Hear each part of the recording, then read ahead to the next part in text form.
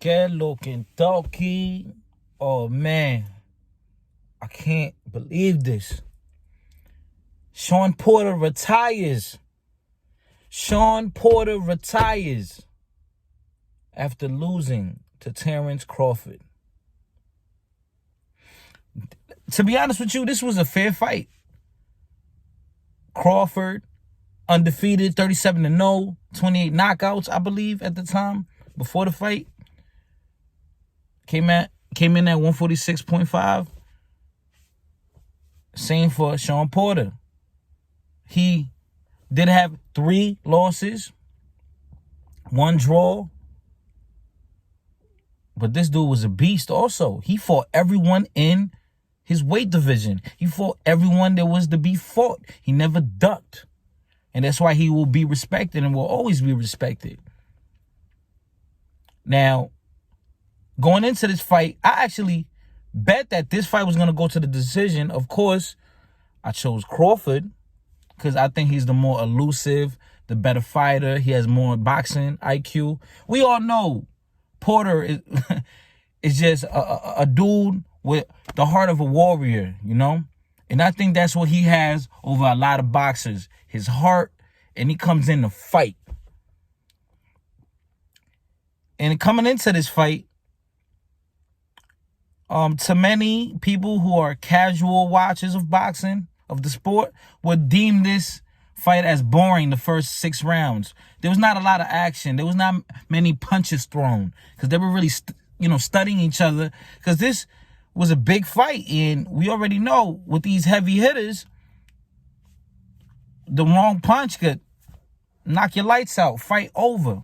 So the first, I say 6 rounds, they were very studious. And Porter was actually doing better than what I thought he was. Crawford was really studying him, being patient. And I honestly think the first 6 rounds, I give it to Porter about, 4-2. But then Crawford came in the later rounds and started letting go because his coach in the corner told him, yo, what you doing, man? Step it the fuck up. So I think it was maybe round 7 or 8. He came out with a fury, letting shit go, letting them punches go. And you always have to remember, people who are lefty versus righty, southpaw versus orthodox, those fights are always going to be awkward and tricky because everyone is, both fighters are basically combating for positioning to be able to strike you. So it's always going to be a sloppy fight and a lot of clinching, when they are from opposing stances.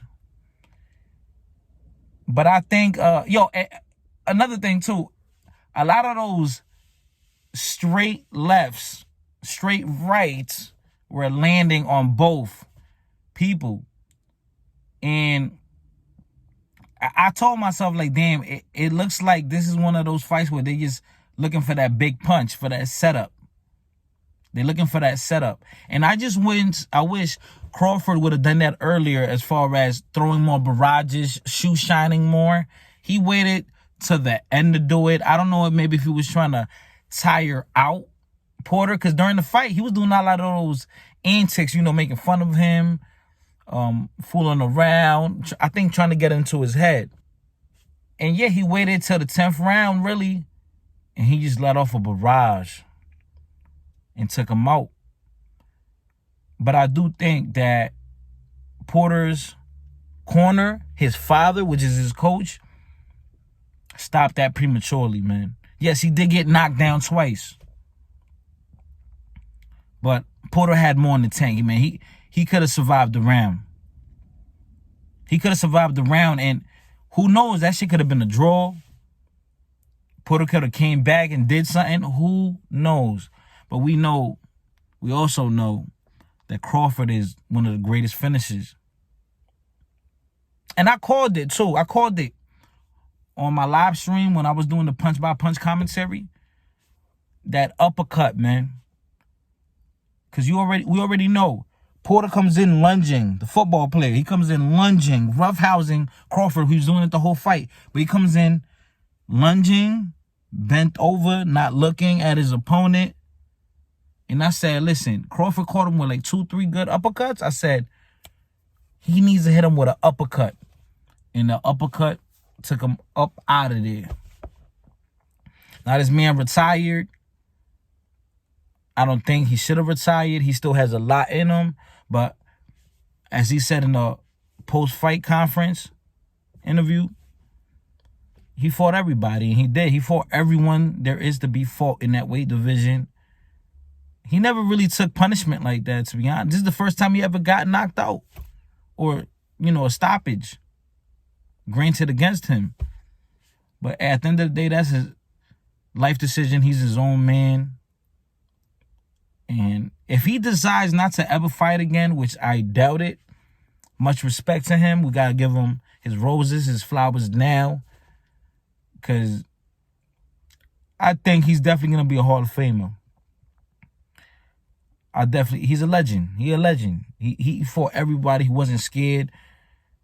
Especially in this era of boxing where many of these elite fighters dodge and are cherry picking. So with that being said, stay dangerous.